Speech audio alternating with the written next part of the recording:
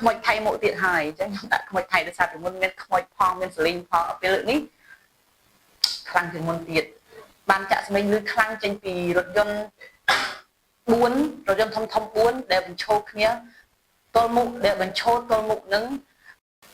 ជំរាបសួរបងប្អូនទាំងអស់គ្នាក្នុងវីដេអូមុនគឺយើងបានរៀនអំពីបាតុករថៃធ្វើបាតកម្មនៅក្រុងបង្កក់ដើម្បីបណ្ដេញប្រជាជនចេញពីភូមិដើម្បីបណ្ដេញប្រជាជនខ្មែរចេញពីភូមិព្រៃចាស់ហើយនិងភូមិជោគជ័យដោយពួកជ្រុលនិយមថៃនោះអះអាងថាប្រជាជនរបស់ខ្មែរយើងគឺរស់នៅលើទឹកដីថៃហើយថ្ងៃនេះគឺថ្ងៃទី17ខែតុលាឆ្នាំ2025ត្រឹមនៅថ្ងៃសុក្រគឺខ្មោចថៃមកលងទៀតហើយបងប្អូនមកនេះគឺមកខ្នាប់ធំជាងមុនទៀតអញ្ចឹងខ្មោចថៃនឹងសំដៅអីគេគឺខ្មោចដែលលើកមុនមានចាក់សម្លេងខ្មោចចាក់សម្លេងរំខានឆ្កែលូអីផ្សេងៗនោះអញ្ចឹងលើកនេះគឺមកទៀតហើយយើងខំតែអត់ថាវាទៅហើយវាឈប់មកវិញតែមែនទេគឺមកទៀតអញ្ចឹងយើងមកមើលយើងមករៀនពាក្យថ្មីៗជាមុនសិនមុននឹងយើងចូលដល់អត្ថបទហើយនេះយើងមានពាក្យថ្មីតែ7ទេបងប្អូនពាក្យទី1គឺយើងអានថា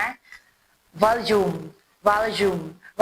នឹងប្រែថាទំហំនៃសំឡេងឬក៏សូរមានន័យថាសំឡេងវាឮខ្លាំងវាឮខ្សោយអីអញ្ចឹងណាយើងអានម្ដងទៀត volume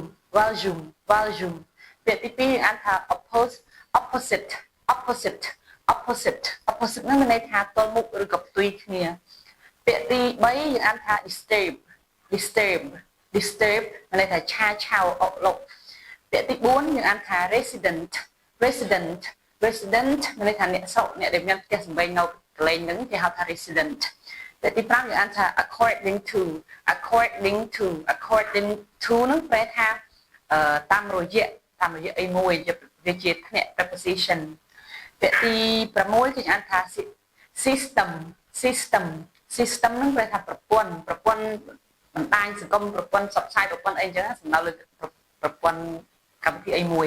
ពាក្យទី7យើងអានថា loud វាសំដៅលើសំឡេងនេះសំឡេងខ្លាំងcan you speak louder it is too loud អញ្ចឹងមកសំឡេងអញ្ចឹងម្ដងទៀតយើងអានពី1ដល់7ទី1យើងអានថា volume ទី2 opposite ទី3 disturb ទី4 resident ទី5 according to ពាក្យទី6 system ពាក្យទី7 loud អញ្ចឹងយើងមកជួបដល់អត្ថបទខ្មោចថៃមកទៀតហើយអញ្ចឹងខ្ញុំដាក់ខ្មោចថៃដោយសារពីមុនមានខ្មោចផងមានសលីងផងពេលលើកនេះខ្លាំងជាងមុនទៀត Today at 5:30 p.m. មានន័យថាថ្ងៃនេះនៅម៉ោង 5:30 នាទីពេលល្ងាច PM នឹងសំដៅទៅលើពេលរសៀលពេលល្ងាចចាប់ពីម៉ោង 12 អីទៅវាប្រើ PM ហើយ Today at 5:30 p.m. ថ្ងៃនេះនៅម៉ោង 5:30 នាទីពេលរសៀលហ្នឹងពេលល្ងាចហ្នឹង Thailand began playing sounds at high volume from 4 large trucks lined up opposite Chok Chai village, Obaichuan commune, Ochrao district in Banteay Mean Chai province to once again disturb local residents. យើងយកប្រែនៅថ្ងៃនេះម៉ោង 5:30 នាទីពេលល្ងាចហ្នឹងថៃចាប់បានផ្ដើមថៃបានអញ្ចឹងពាក្យ begin ហ្នឹងមកថា begin វាមានន័យថាវាបានរួចហើយបានកើតហើយតែពេលកាលអញ្ចឹងយើងប្រឹក begin ថៃបានលេងថៃបាន play នឹងលេងប៉ុន្តែបើយើងប្រើក្នុងន័យនេះគឺយើងប្រែថាចាក់សំឡេងអញ្ចឹងណាអញ្ចឹងថៃបានចាក់សំឡេងនេះ playing sound សំឡេងបានចាក់សំឡេង at high volume ណាបានចាក់សំឡេងឮខ្លាំងមែនទេពី tracks ដែលពីឡានធំចំនួន4មានន័យថាឧបករណ៍សំឡេងហ្នឹងគឺនៅលើឡាន track បកឡានធំបានចាក់សំឡេង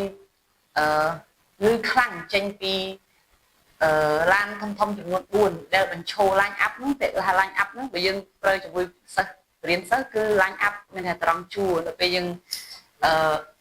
line up កន្លែងនេះមានន័យថាដាក់ឡានទៅរៀបគ្នាជាជួរអញ្ចឹងណាបានចាក់សំឡេងឮខ្លាំងចេញពីរថយន្តធំ4ដែលបញ្ឈរគ្នាទល់មុខនឹងភូមិជោគជ័យឃុំអូបីជាន់ស្រុកអូច្រៅនៅខេត្តបន្ទាយមានជ័យ to once again disturb local residents ដើម្បីរំខានដល់ប្រជាជននៅក្នុងតំបន់នោះម្ដងទៀតដើម្បីរំខានដល់ប្រជាជនដើម្បីរំខានដល់អ្នកស្រុកនៅតំបន់ម្ដងទៀត According to local reporters, the volume of these sound systems is even louder than the speakers used on the night of October 10, 11, 13. ចឹងមានន័យថាតាមរយៈ according to នឹងតាមរយៈអ្នករាយការណ៍នៅក្នុងតំបន់នោះ local នឹងតំបន់អ្នកដែលនៅក្នុងរស់នៅក្នុងតំបន់នេះ reporter អ្នករាយការណ៍អ្នកសារព័ត៌មានអ្នករាយការណ៍អីចឹងទៅនៅតាមរយៈអ្នករាយការណ៍នៅក្នុងពីតំបន់នោះនៅក្នុងតំបន់នោះសំឡេង the volume of the sound សំឡេងទំហំនៃសំឡេងហ្នឹងណាទំហំនៃសំឡេងហ្នឹងទំហំនៃប្រព័ន្ធសំឡេងឧបករណ៍ហ្នឹងគឺវាលឺខ្លាំងជាង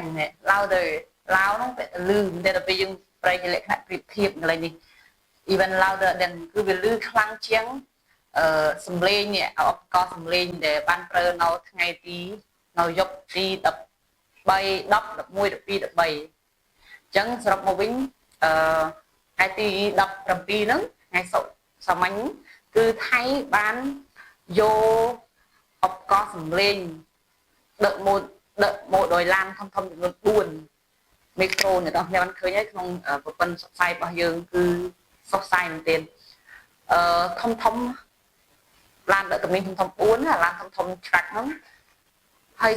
យកមកចាក់នៅភូមិព្រៃច័ន្ទទៀតហើយរឿងនេះគឺលឺខ្លាំងជាងមុនហើយ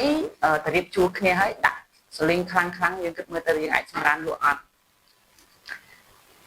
យើងខំតែនំគ្នាអត់ថាវាទៅហើយគឺវាលេងមកវិញហើយអញ្ចឹងគឺមកវិញទៀតវាអត់បោះបង់ទេហើយចតាមផ្លាញ់ខ្មែរហ្នឹងអញ្ចឹងក្នុងវីដេអូនេះខ្ញុំមិនតែប៉ុណ្ណេះទេអ្វីដែលយើងអាចធ្វើបានគឺយើងលើកទឹកចិត្ត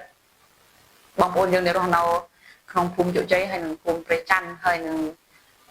បន្តតាមដានព័ត៌មានបន្តទៀត